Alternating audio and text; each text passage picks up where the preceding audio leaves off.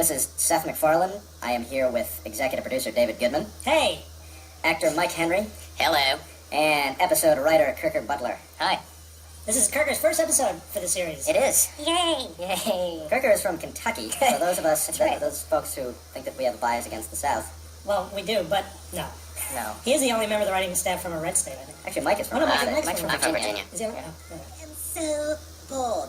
Hey, dog. Actually, I don't know if this is interesting to anybody, but when we hire writers, we read writing samples, and often writers will write what's called a spec episode of an established series, and Kirker got hired off of his spec Family Guy. That's true. That's right. That's right. About Peter. What was it? Is it something to do with a monkey? Yeah, he got bit by a lab monkey, and it was like altered states. He started devolving, and then he ended up in Mexico as a Mexican wrestler.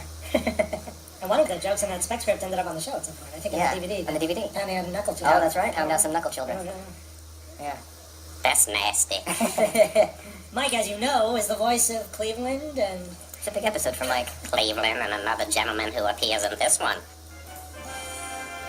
Griffin, have you found... this is Carrie Fisher playing Peter's boss. Check this out. Look at what this chick is doing to this polar bear. Wait. It's coming up. We've all been there. Opie is voiced by one of our writers, Mark Henteman. Yes. This is Mark Henteman of 3 South fame. Yes. Who listens to these? Well, I think I'm pretty much guaranteeing that nobody is. It's fascinating to me. I've never listened to a commentary before, but I cannot imagine how much time someone must have to sit here and listen to people watching television. That's a good way of putting it. No, we like the people who listen to the commentaries. Don't listen No, to I'm not saying them. I'm not saying I don't like them. Somewhat critical. No. The only commentary I ever listened to was Michael Crichton on the Great Train Robbery, which I found absolutely fascinating. Yeah. Because it was an education on the day-to-day life of Victorian England. That's the only one I've ever been able to listen to all the way through. Yeah. I listened to William Shatner on the commentary to Star Trek 5. Did you? That's the one you picked? Because he was basically apologizing for it all the way through. Oh, really? We needed more money for this shot. They wouldn't give it to me. Really? I thought you said she was... I think I listened to the American Pie commentary once, the cast commentary. What? No, seriously, I think I did. I don't know why. Why? I have no idea. Was it a dare? I gotta say, I love this gag, Kirker. It was in your draft, and it's my favorite Cleveland gag. Thanks. I used to work at E. Did you? I did. That was your first job out here or something, right? Yeah, it was. I worked as a producer in the news department. Did they do news? They do entertainment news. Oh, yeah. It's all relative. Did you crack those hard-hitting stories? I over did. there? I did. Yeah. I was there, I think, when Jennifer Aniston did something. I don't know. I organized a surprise cockfight. Oh boy. This is a great drawing here. This is Kurt Dumas who directed this episode. This is sort of his forte, is things with great detail. And it is so real. Look at a half chicken dead in the right-hand corner, bottom right-hand corner. This, of course, the first Herbert story we've ever done, and it used to be even longer than this, and the Standards was so nervous about it, they made us cut it down to what is essentially now a runner. Yeah. Yeah, there were many more beats about Him trying to, yeah. They were they were just overt. Like, What was that? they're trying to roofie Chris. There's one where he says, maybe you shouldn't be in there. Says if you're tired, you should go inside and lay down on your stomach. I actually do remember. Yeah. You were certainly involved in the pitching of that story, and then had an enormous regret about doing it, as I remember. Well, no, I remember after the table, it was so over the top, and it was like sick.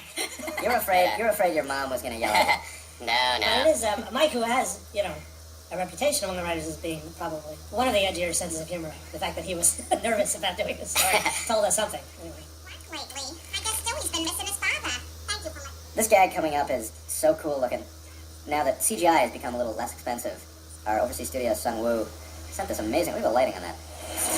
What happens to us in the future, Doc? It's your kids, Marty. Something's got to be done about your kids. That's Seth MacFarlane doing the Christopher Lloyd part. And the Michael J. Fox, too, right?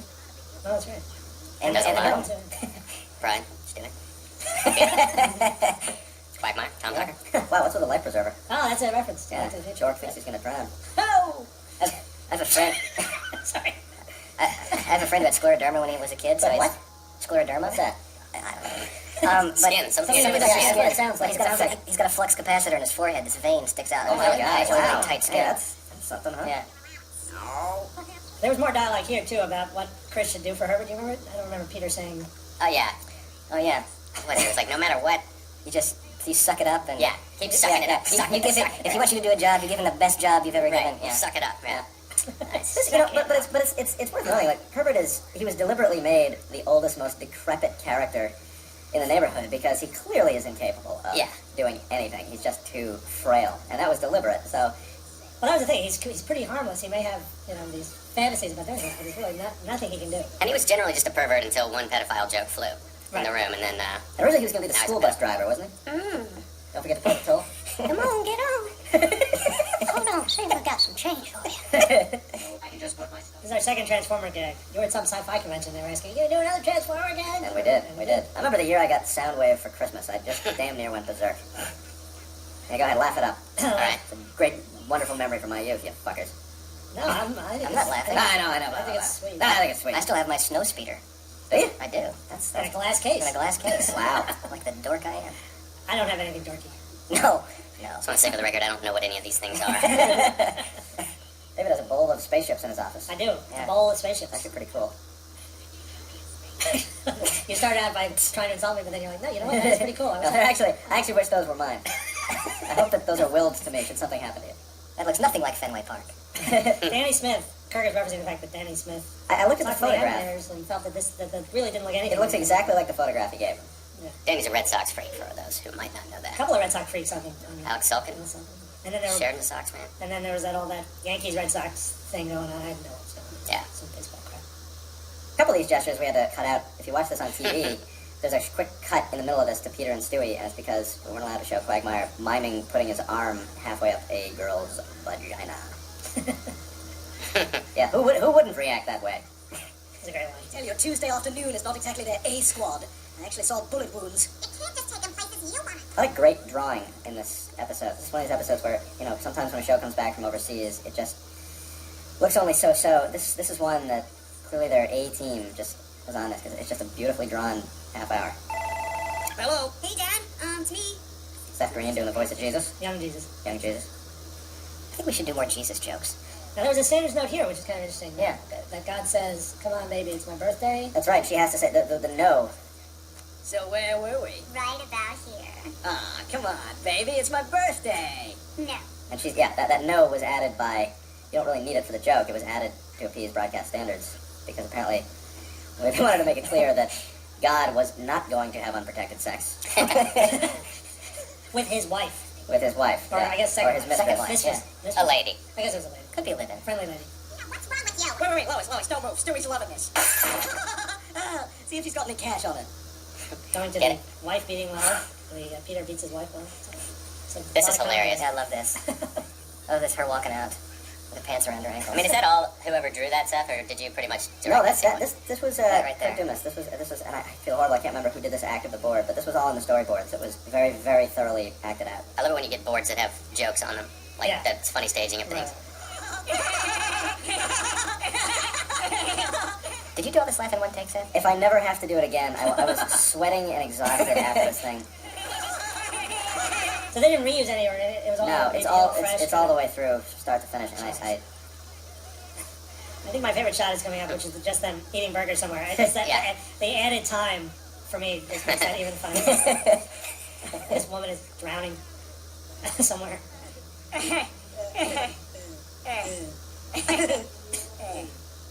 Geez, I hope she can get out. No, I'm sure she'll be fine. Now this was, I think, initially then the first of a number of sequences of Chris working at Herbert's office. Yeah. Get started. You know, if you get sweaty and want to take your shirt off, that'd be... I think at some point he had an outfit for Chris, like a leather strap and Oh, some leather pants or something. We now go live to Ollie Williams. Mike, wasn't that voice based on Frank Perdue? Probably a little Frank Perdue, but growing up in Virginia, I actually worked with all these old men, these old gentlemanly type fellas. at this grocery store when I was in high school pushing groceries.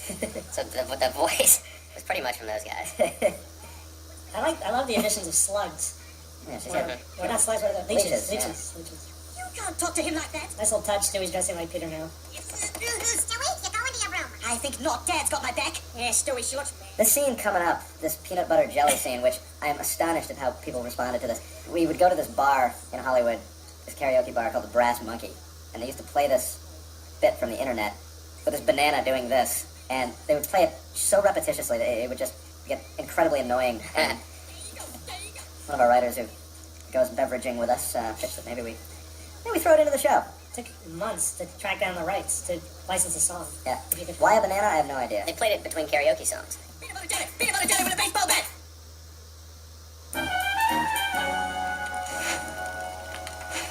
Hey, Stu. This also was a standards thing too, wasn't it? Telling them, Masticating. masticated. No, actually, no. I think this was cut for time. Oh, really? Yeah. Oh, well. I think. I could be wrong. Well, that depends. You really want my advice, or you just asking? This was in Kirker's first draft too. It was a great joke. It's a high five, thanks, yeah. Thanks, David. Hey, It's so rare that you give me a compliment. that's true. It's so rare you deserve them.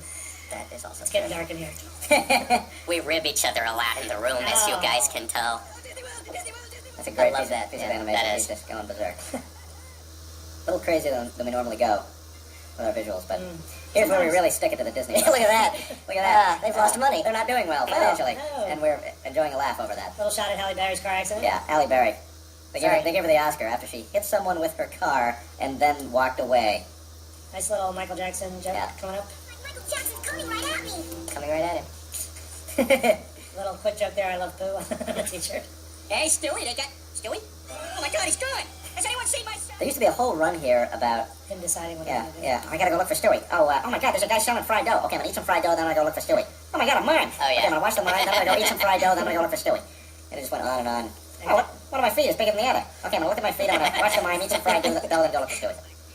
This was Disney, I guess, can be litigious. So, although this was kind of supposed to look like it's a small world, we had to make sure it didn't look too much like it's a small world. So if you know, that's why there's no water. Yeah. And that's why the cars are on a track instead of a boat. Is Crystal? I remember I got a letter. You read that letter from that guy who actually runs the Jungle Oh, Cruise yeah, at Disney that's great. World. What was in Florida. his name? It's a I bit- don't. Sorry, I did. He sent a letter and said that's part of the Jungle Cruise spiel, that if you lose your kids or leave them, they put them in It's a Small World.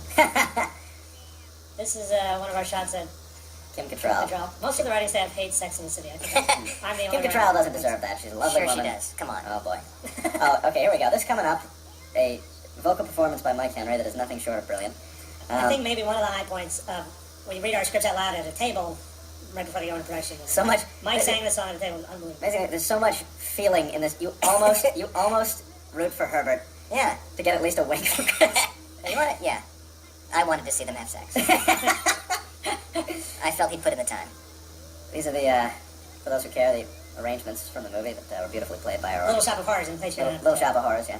Ellen Green. But the sincerity. There's a lot of voice actors who would have joked this up, and Mike just played it as just as utterly sincere and heartfelt as possible, and it's just fucking hilarious because of it. Did you work a lot on the song? I mean, was this just like hell to get this, or was it just? Herbert This just was like one take. He did this in like one take. But you did it at the table before that, and you were it right was perfect. there. It was perfect. Yeah, I practiced it the night before and like on the way to work in the car. Had a tape. It was CD, whatever. awesome. As the sun sets in the west, a picture out of better homes and Guardians magazine. Someday I know. This type of thing here, it's such a slow ending. Normally, it would drag, but for some reason, It's so earned. it really is. But Pat Megan said people on the internet didn't like it because it was too long. He said, "Fuck you, you don't deserve this song." Thanks for the compliments and the visual observation. This is those types of things too. You know, again, the band. There's more like the band. Just if you could see the band in that scoring session playing the orchestra parts for that song so beautifully, and it's all for such a sick fucking joke. It really is so dark. You're free, children! Run back to your individual countries of origin! Hey! Here's our extended Indiana Jones and the Temple of Doom reference. We have a few episodes that end with a reference to Indiana Jones movies. Jungle Love, right? And, Yeah, we realized James Woods. the James Woods And James episode, Woods. the Jungle Love episode, and this, and they were all and Right next to each other. graciously, none of the fans really called us Okay. on that, but we really it just happened by mistake. We didn't realize we had all those, Yeah. but we were just subconsciously So- obsessed with Indiana Jones. Such a nice job in the animation here. Yeah. Yeah, it's Kirk Dumas.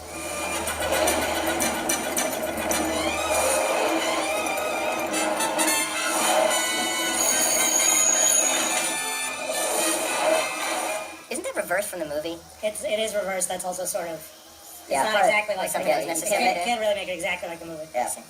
And this reference, It's like we're in the clear. Michael Eisner, cover your heart! This scene coming up here, you never know how your overseas studio is going to execute something. Sun Woo, our overseas studio, just look at this. This here, look at that. Yeah, I love that extra hit. that's like from the movie. Yeah. The joke here that Peter says. You want to explain this? Well, I'm not going to explain a lot. It's just No, you should explain it. It's a Who is Jonathan Dolgen? Jonathan Dolgen used to be the head, I think, of Paramount Pictures, and just making reference to the idea that these heads of studios will then get fired from their jobs and have what's called a pod deal, where they get to be producers at the same studio. There's nothing but an inside Hollywood reference, not even a joke, really. And it does seem to happen. They always seem Yeah. the studio heads who Do a get bad let- job. They get let go, and they're given what's called a pod deal, where they're basically Paid to make movies. Yeah. We don't even understand Oh, God. It's crazy. Yeah, it is crazy. Jackpot. This is the first episode we saw Jesse too, right? Herbert's The dog. dog, that's right. That's right. Yep. Did you do Jesse as well? Except that Jesse, I believe. Look at Cherry's We have a name. lot Do of you want to find out how long Cherry's name Cherry is? Chief of Bravo Dumb Wrong. Kim Ferdman works really hard on the show. Kim Ferdman works hard on every show. Our wonderful associate. Your producer, assistant Kim too, Andrew Goldberg, also. Ferdman. Yeah. What's Fuzzy Door? Is that yours? Hi, Jack. I'll explain that in the next one. All right.